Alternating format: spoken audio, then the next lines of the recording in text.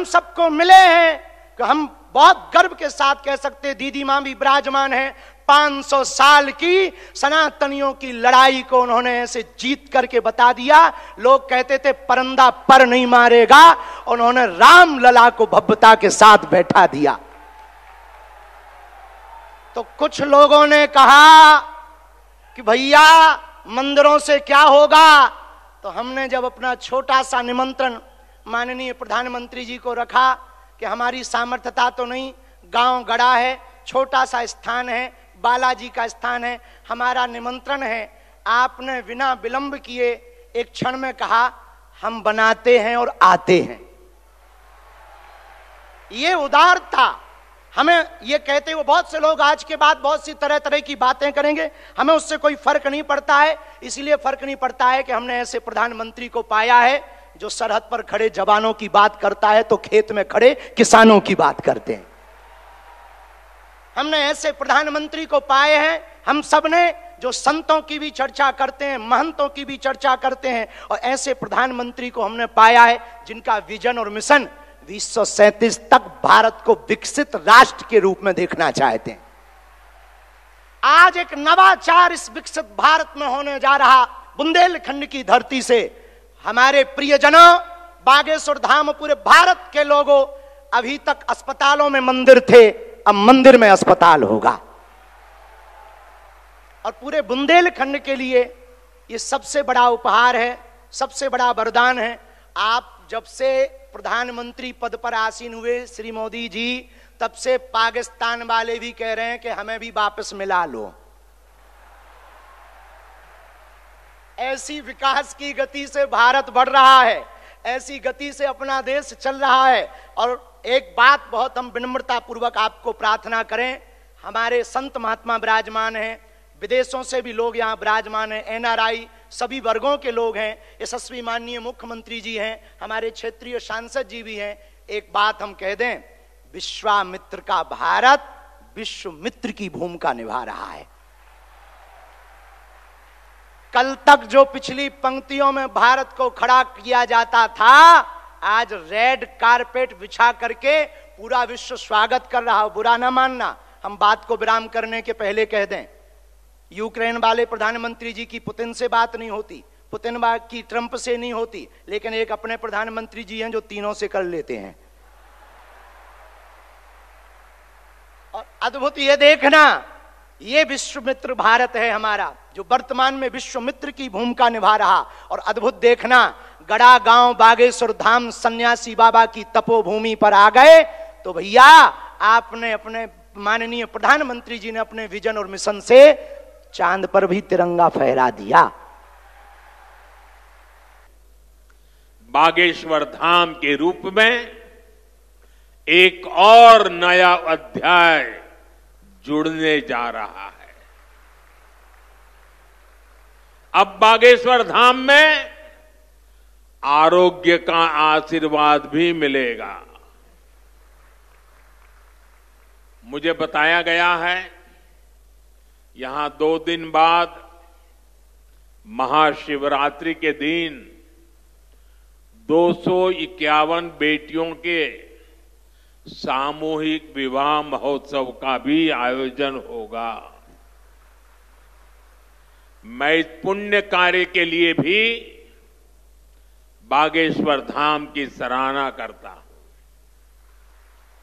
मैं सभी नवविवाहिता दंपतियों को, मेरी बेटियों को सुंदर और सुखी जीवन के लिए अग्रिम बधाई देता हूं, हृदय से आशीर्वाद देता हूं।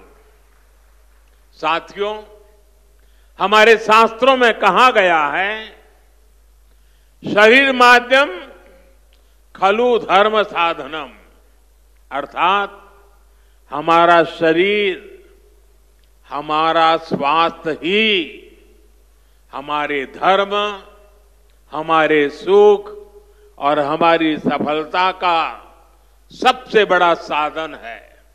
इसलिए जब देश ने मुझे सेवा का अवसर दिया तो मैंने सबका साथ सबका विकास के मंत्र को सरकार का संकल्प बनाया और सबका साथ सबका विकास के इस संकल्प का भी एक बड़ा आधार है सबका इलाज, सबको आरोग्य। इस विजन को पूरा करने के लिए हम अलग अलग स्तर पर फोकस कर रहे हैं। हमारा फोकस है बीमारी से बचाव पर। आप मुझे बताइए, यहां स्वच्छ भारत अभियान के तहत टॉयलेट, शौचालय हर गांव में बने हैं कि नहीं बने हैं? इससे आपकी मदद हुई कि नहीं हुई? आपको पता है शौचालय बनने से एक और फायदा हुआ है। शौचालय बने हैं तो गंदगी से होने वाली बीमारियां भी कम हुई है। एक स्टडी कहती है जिन घरों में शौचालय बने हैं वहां हजारों रुपये बीमारी पर खर्च होने से बचे हैं। साथियों, 2014 में हमारी सरकार आने से पहले हालात ये थी कि देश में गरीब जितना बीमारी से नहीं डरता था, उससे ज्यादा डर उसे इलाज के खर्च से लगता था। अगर परिवार में कोई एक व्यक्ति भी गंभीर बीमारी का शिकार हो जाए तो पूरा परिवार संकट में आ जाता था। मैं भी आप सबकी तरह गरीब परिवार से निकला हूं। मैंने भी इन तकलीफों को देखा है और इसलिए मैंने संकल्प किया है मैं इलाज का खर्च कम करूंगा और आपकी जेब में ज्यादा से ज्यादा पैसे बचाऊंगा। मैं आपको बार बार हमारी सरकार की कुछ योजना, कल्याणकारी योजनाओं की जानकारी देता रहता हूं ताकि एक भी जरूरतमंद योजनाओं से छूटे नहीं। इसलिए मैं कई जरूरी बातें आज फिर यहां दोहरा रहा हूं और मैं आशा करता हूं आप इसे याद भी रखेंगे और अपने परिचितों को जरा बताएंगे भी। बताएंगे ना? पक्का बताएंगे?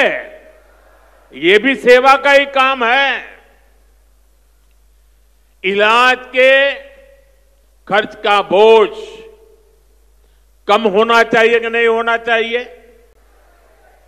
इसलिए मैंने हर गरीब के मुफ्त इलाज की व्यवस्था कर दी है। 5 लाख तक का इलाज बिना किसी खर्च के। किसी बेटे को अपने मां बाप के इलाज के लिए 5 लाख रुपए तक खर्च नहीं करना पड़ेगा। ये दिल्ली में आपका जो बेटा बैठा है ना, वो काम वो करेगा।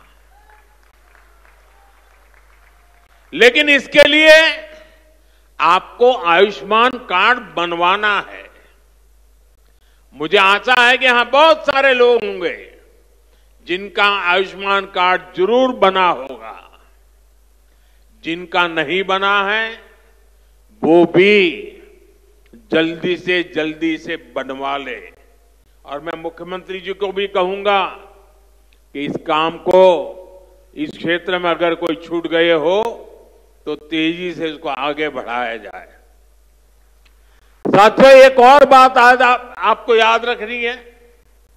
अब गरीब, अमीर, मध्यम वर्ग, कोई भी परिवार हो, परिवार में 70 साल से अधिक उम्र के सभी बुजुर्गों के लिए भी मुफ्त इलाज के लिए आयुष्मान कार्ड बन रहे हैं। ये कार्ड भी ऑनलाइन ही बन जाएंगे। इसके लिए कहीं किसी को कोई पैसा देना नहीं है, और अगर कोई पैसे मांगता है तो सीधे मुझे चिट्ठी लिखना, बाकी काम मैं कर लूंगा।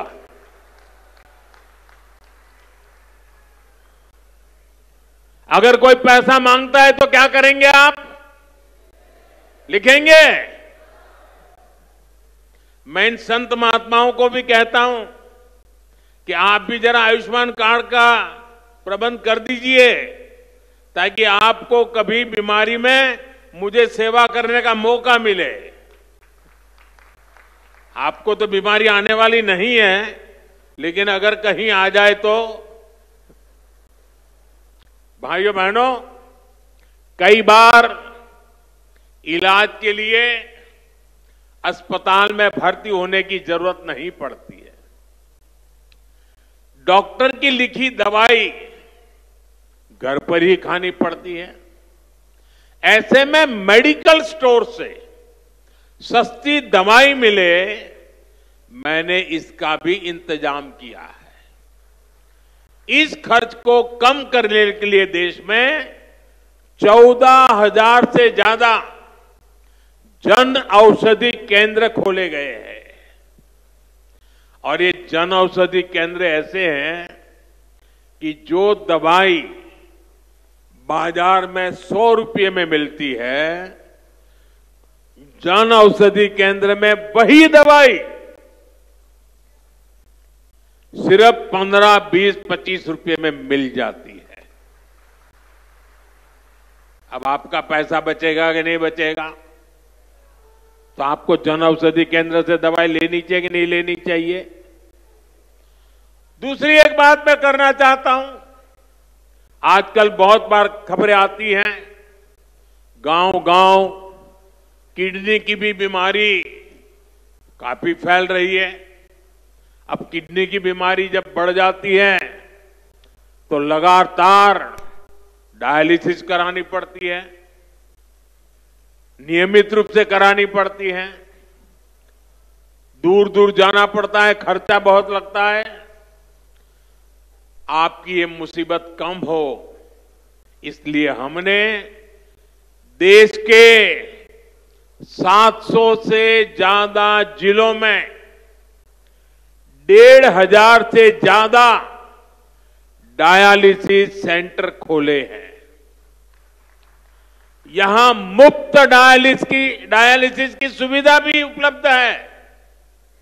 सरकार की इन सब योजनाओं की जानकारी आपको भी होनी चाहिए और आपको अपने परिचितों में भी सबको बताना चाहिए। तो मेरा इतना काम करोगे? जरा सब हाथ ऊपर करके बताइए, करोगे? आपको पुण्य मिलेगा। ये सेवा का काम है। साथियों, बागेश्वर धाम में कैंसर मरीजों के लिए इतना बड़ा अस्पताल खुलने जा रहा है, क्योंकि कैंसर अब हर जगह बड़ी परेशानी बन रहा है। इसलिए आज सरकार, समाज, संत सब कैंसर के खिलाफ लड़ाई में मिलकर प्रयास कर रहे हैं। भाइयों बहनों, मुझे पता है गांव में अगर किसी को कैंसर हो जाए तो उससे लड़ना कितना मुश्किल होता है।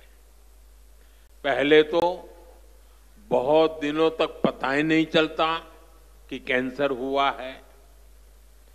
बुखार और दर्द की घरेलू दवाएं ही आमतौर पर लोग लेते रहते हैं, और कुछ लोग तो पूजा जाप में चले जाते हैं, किसी तांत्रिकों के हाथ में फंस जाते हैं। जब तकलीफ बहुत बढ़ जाती है या गांठ दिखने लगती है, तब जाकर बाहर दिखाते हैं, तब पता चलता है कि कैंसर हुआ है। और कैंसर का नाम सुनते ही पूरे घर में मातम छा जाता है, सब कोई घबरा जाता है, सारे सपने चूर चूर हो जाते हैं और ये भी समझ नहीं आता कि कहां जाना है, कहां इलाज कराना है। ज्यादातर लोगों को दिल्ली मुंबई का ही पता होता है। इसलिए हमारी सरकार इन सब तकलीफों के समाधान में लगी है।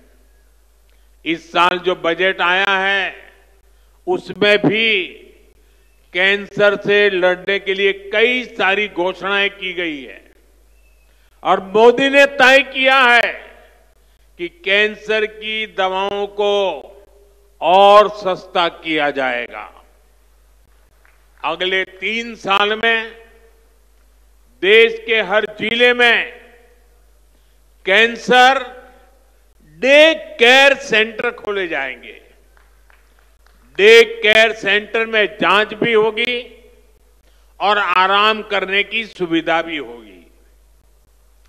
आपके पड़ोस में ही जो जिला अस्पताल है, चिकित्सा केंद्र हैं, वहां कैंसर क्लिनिक भी खोले जा रहे हैं।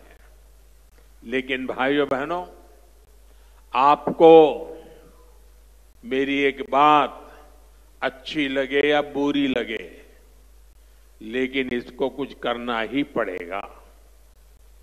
याद रखना और जीवन में लागू करना। कैंसर आपको भी सावधान और जागरूक होना पड़ेगा। सबसे पहली